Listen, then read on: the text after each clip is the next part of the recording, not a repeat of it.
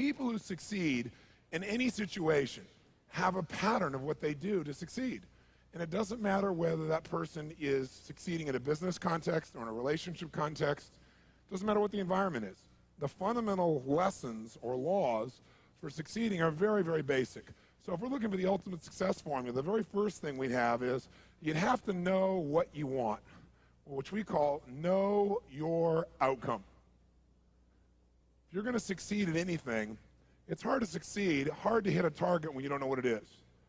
And as simplistic as this sounds, do most people really know what they want? What do you think, yes or no? At least not consciously they don't, right? And so it's going to be very, very difficult to achieve what you want when you haven't defined it. But this is going to become a question we're going to want you to ask yourself a lot. What is my outcome in this situation? I even have a time management system that I developed. It's really a life management system, which we call OPA, because the first O stands for what's my outcome. Because you can come up with a question like, what should I do? And you're going to end up with a long list. But as you do all these things, what will happen is you can cross everything off your list and still be unfulfilled and not really achieve anything that matters. So you'll say, what's my outcome first? Then you begin to decide what you need to do to get the outcome. So in this case, we want to say, what's your outcome? You want to make it a habit to ask this question a lot. You're in the middle of a conversation. Stop yourself if it seems to be going nowhere and say, what's my outcome here? Do I want to connect? Do I want to influence this person? Do I want to learn something? What's your outcome? For example, how many of you have ever been caught up in an argument and you even forgot what you're arguing for, but you knew you had to win? How many been there? Say aye. Okay, if in the middle of that argument you were to ask yourself the question, what's my outcome here? I guarantee you your brain would say, well, my outcome is not to fight, my outcome is to resolve this. And as you get clear on what your real target is, your behavior will change automatically. So very, very few people know what they want. And the more clear you can get about what you want, the more you can really achieve. So you might write underneath this is the subset of number one, still number one, just like clarity is power. Clarity is power. The more clear you can become about what it is you really want, the more power you're going to have. Because your brain is like a servo mechanism in a bomb, as an example. When they send a missile out, it has a servo mechanism. It knows what the target is, and when the target moves, it follows it. Well, your brain is very similar. When you decide exactly what it is you want, you start picking up information that you never would have picked up before consciously. For example, have you ever bought a particular car maybe, or maybe a certain outfit, and then all of a sudden you see that car or outfit everywhere? How many have had that experience? Say aye. Well, was that car or outfit already around you all the time? Yeah, but you didn't notice it because there's a portion of your brain that is responsible for one thing, and that is screening out 99% of what you see, hear, and feel in life. Because if you were to notice everything that's going on in this room right now, you go stark raving mad. But most of you don't. You pay attention to a small number of things. If you could right now notice what? Millions of things. You could notice my voice. You could listen to what I'm saying. You could notice what's going on in the background, the screens. You could hear the air conditioning. You could smell your neighbor off to all that jumping up and down and notice that. Right? You could feel maybe a little sweat trickling across your chest or whatever was going on after all that jumping up and down. You could feel the blood maybe vibrating or circulating through your left eardrum, but you don't think about those things, so maybe I mention them or something triggers it. So this part of our brain that's responsible for deleting most of our thoughts and most of the things that are going on around us, that part of our brain, when it knows what you want, it makes you notice those things. You suddenly see that car because it's important. It's called the reticular activating system. You don't have to write all that down. For short, it's called RAS. The reticular activating system tells your brain what to pay attention to. So when you say, this is what I really want, now anything that relates to that you wouldn't have noticed before will start popping up into your focus. And a lot of times people say, it's amazing. I decided this and it was kind of synchronicity. These things started popping up. Well, these things were probably around you before, but you never noticed them because you hadn't decided your outcome. Now, when you know your outcome, you're ahead of 95% of the population. But that's not enough. The second thing you got to know is a lot of times you know your outcome, but you lose your drive. You want something, but you forget the most important thing, which is know why you want it. Know why you want it. You got to know the purpose. In our OPA training system, when people are managing their lives, we have them ask, what's my outcome? And then why do I want this? Because any person successful, really successful, knows exactly what they want and they know why. The reason you got to know why is, remember I said yesterday, reasons come first, answers come second. If you get enough reasons, you can get a big enough why, you can figure out how to do about anything, but you got to have purpose because purpose provides drive. Now, if you know what you want and you know why, you're light years ahead of most of the population, but you got to go the step that most people seem to avoid, and that is you got to take massive what? That's right, and the key word there is massive. Massive action can be a cure-all when you know what you're after and you know why you want it. Because when you know what you're after, when you take action, you won't just be expending energy. You'll be moving yourself in a direction towards something you really, really want. And by the way, last night we called taking massive action personal what? Power, which means the ability to take action. And what stops people from taking action? Primarily what? Fear. And the way you get over that fear is, what do you think is the number one fear most people have? Failure. And the reason is they feel if they fail, they won't be loved. They'll be rejected. They'll be hurt. They'll be judged. So what they really are afraid of is losing love. And they think that this rejection, or I should say this failure, will lead to that rejection or loss of love. The truth of the matter is you can't fail unless you don't try. If you try something that doesn't work, you just learn from it, and that'll make you better the next time you go about it. Now, if you know your outcome, know why you want it, and take massive action, you're now in the most small percentile of people on the planet. So what's the next step, though? Well, you can take a lot of action and get caught up in a pattern. Like become so determined that you became like tunnel vision, like, I know this is going to work.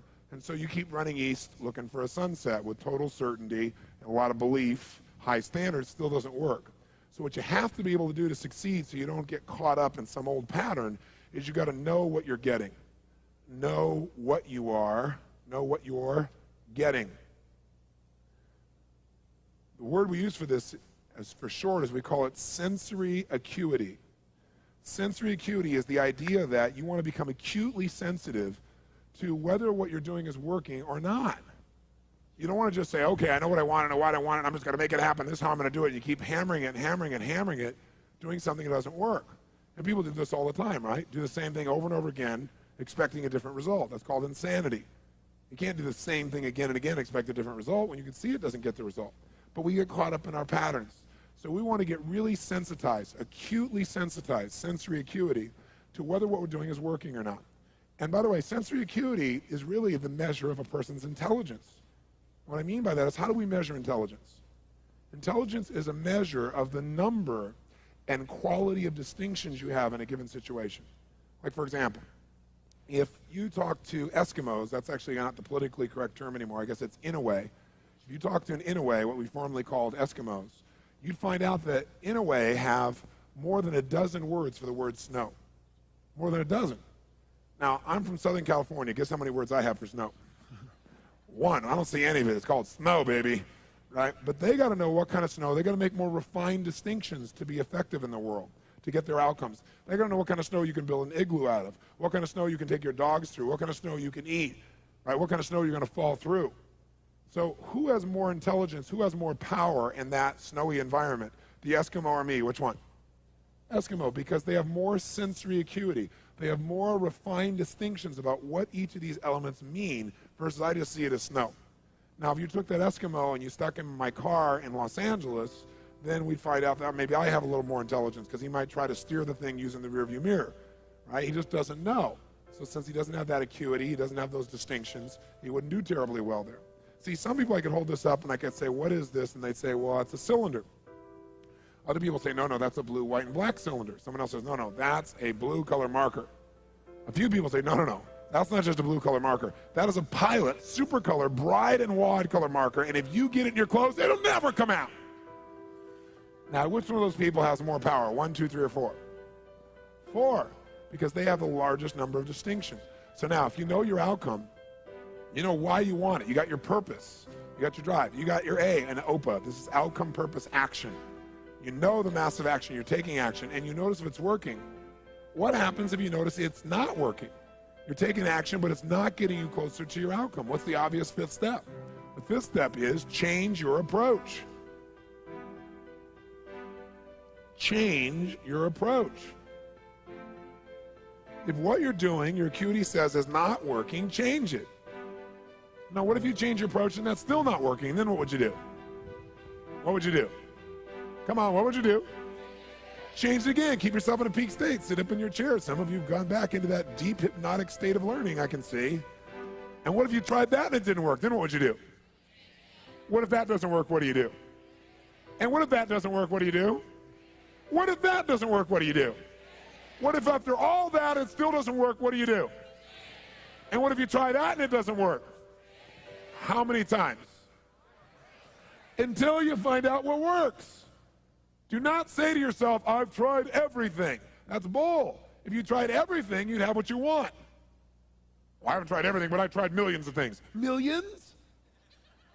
Number them, name them. Well, maybe tens of thousands. Tens of thousands? Name 1,000. Well, maybe 100. Name 100. Well, maybe I did these 2 things over and over again that don't work. Okay? But when we start saying, I've tried everything, we tend to incant that, don't we? We make it an incantation, and then we believe it. And since we think we tried everything, we just give up. It's garbage, not true. Hey, let me ask you a question. How long would you give your average baby to learn how to walk? Before you shut them off and didn't let them try anymore? What are you, crazy? My kid's going to keep trying until he or she walks. Magic formula. When almost everybody in the whole world walks. Okay?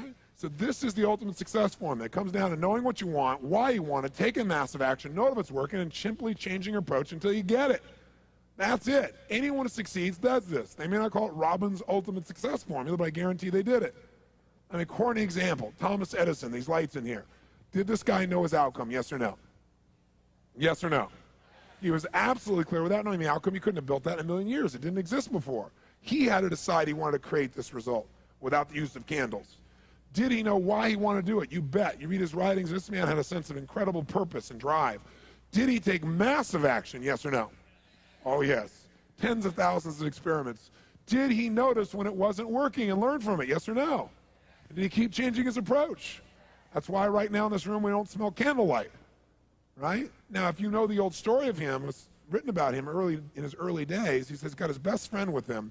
He's doing this experiment, and as he's doing it, he creates a small explosion, which shakes the room, scares both of them very, very severely. And then at the end of that, he gets up, and his friend is totally shaken, freaked out. He pulls out his journal, and he starts writing. And his buddy says to him, "What's the matter with you? Insane? You almost killed us. So you're going to wait till you have 10,000 failures before you give this stupid idea up?" And Edison's response to him was, "I didn't have a failure there." He goes, "That's your 9,999th failure." He said, "No, it's not."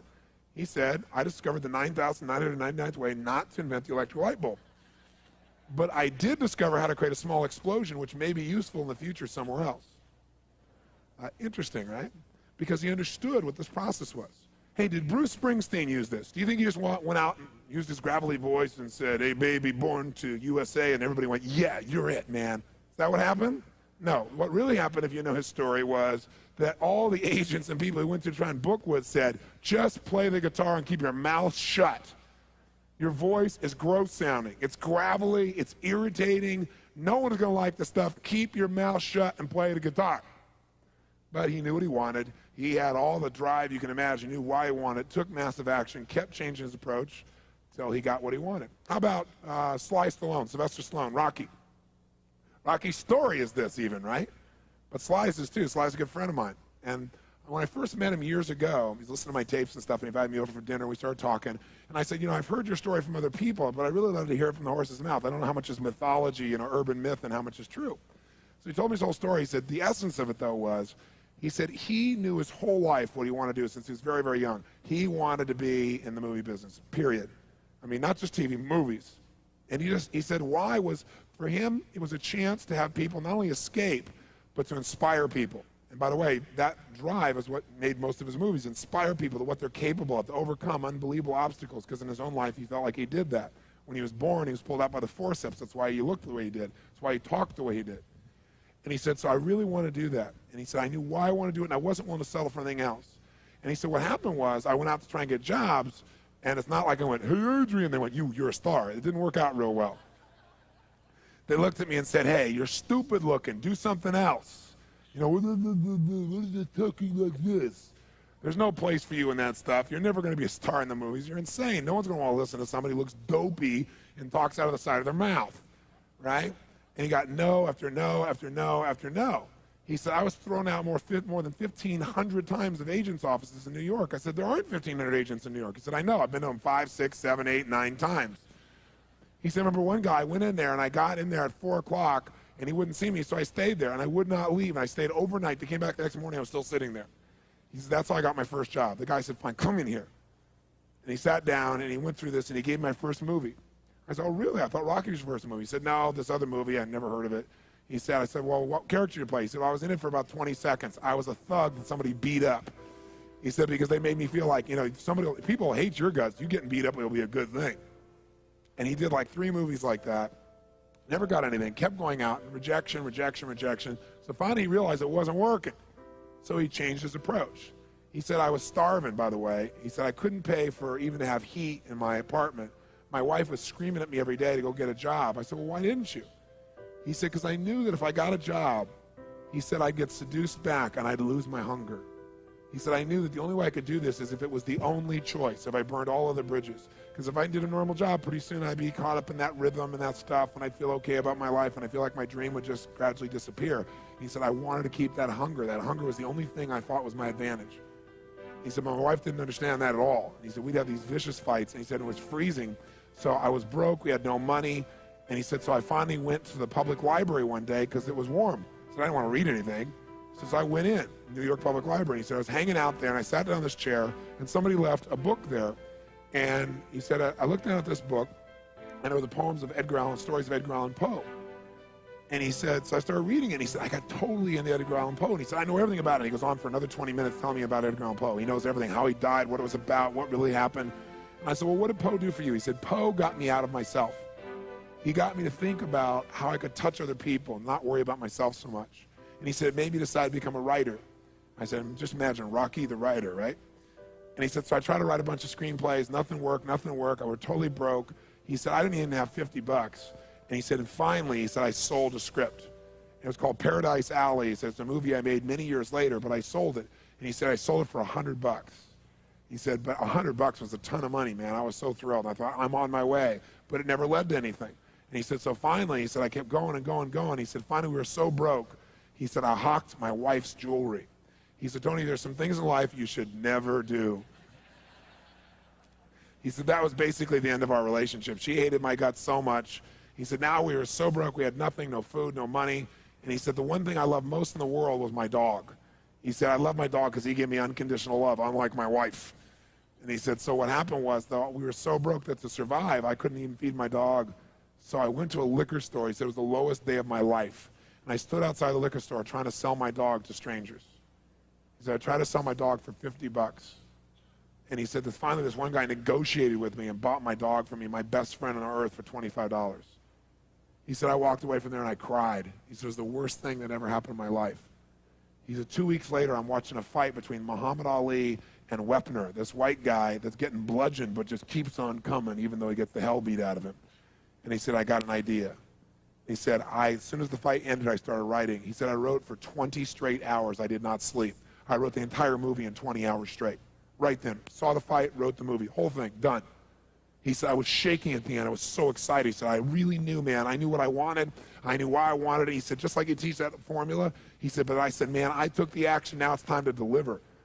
And so he said, I went out and started trying to sell it to agents. And they all would read it, and they'd say, this is predictable. This is stupid. This is sappy. He said, I wrote down all the things they said, and I read them the night of the Oscars when we won. Right? He said, it was really good, right? The greatest revenge is massive success. And he said, so what happened was, he said, I kept going, trying to sell it, nobody going, I'm broke, I'm starving. He said, finally, I meet these guys, they read it, and they believe in the script, and they love it. And they offer me $125,000 for my script. I said, oh my God, you must have been out of your mind. He said, I was. I said, just one thing though, guys, you got a deal based on one thing. And they said, what's that? He said, I got a star in it. They went, pfft. What are you talking about? You're a writer. I said, no, I'm an actor. I said, no, you're a writer. I said, no, I'm an actor. That is my story, and I'm Rocky. He said, I got to play it. I got to be the head person. I got to be the starring role. And they said, there's no way. We're not going to pay you $125,000, take some no name and stick you in that and throw our money away. We need a star, And they want to have Ryan O'Neal play Rocky, to give you a picture. Can you imagine? That's who they picked, right? And so he said, no way, Ryan O'Neal isn't Rocky, I'm Rocky. Went through this whole thing, right? They said, well, take it or leave it. He said, I left the room. I said, if that's what you believe, you don't get my script, and he left. Here's a man with no money, none. totally broke, offered $125,000, more money he'd seen in his lifetime, and he walked away because he knew his real what? Knew his real what? And why he wanted it. He was committed to it. So he said they called him a few weeks later, and they came and brought him back, and they offered him $250,000 not to star in his own movie. He turned it down, $250,000. They came back, their final offer is $325,000. They wanted this thing. He said, not without me, and they said no. They finally compromised, and they gave him $35,000 and points in the movie, because they said, if this is going to happen, then you're going to take the risk with us. And the bottom line is, we don't think it'll work, but at least we won't spend a bunch of money on you. And then they only spent $1 million to make Rocky, and it grossed $200 million at the time. I mean, it was done pretty well. But what's interesting about this is, I said, what'd you do? I mean, even $35,000, it's not $250,000. That's a lot of money when you don't have 25 bucks.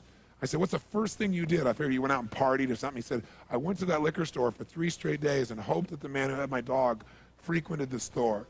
He said, because I want to buy back my dog. I thought that was so cool, right? That was really cool. I said, what happened? He said, third day I was there, this guy walks by, and I see him, and I can't believe it, and there's my dog. And I looked at him, and I said, sir, remember me? And he said, it had been about a month and a half by the time this had all come about. And he said, remember me? You know, I'm the guy who sold you the dog. And I goes, yeah, I love the dog. He said, look, he said, I was so broke, I was starving. He's my best friend. I'm sure you love him too, but I got to have him black. Please, I beg of you. He said, I'll pay you $100 for the dog. I know you paid me $25, but I'll give you $100. The man said, absolutely not, no way. It's my dog now, you can't buy him back, right? And Sly said, you know, Tony, you know how you say know your outcome? I said, yeah. He said, I knew it. And he said, I kept changing my approach, so I went $500 for the dog. The guy said, absolutely no way. He said, $1,000 for my dog. The guy said, no amount of money on earth is ever going to get this dog for you. I said, what'd you do? He said, I knew my outcome, right? Because he listened to these tapes, kept to him. He said, I decided to take massive action. He said, I got my dog. I just kept changing my approach, so I got it. I said, what'd it cost you? $15,000 and a part in Rocky. The guy's in Rocky.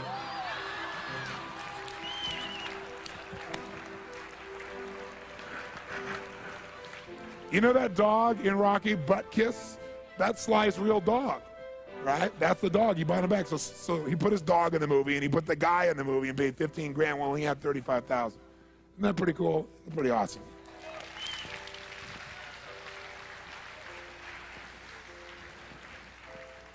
So there's always a way if you're committed. Just got to keep changing your approach.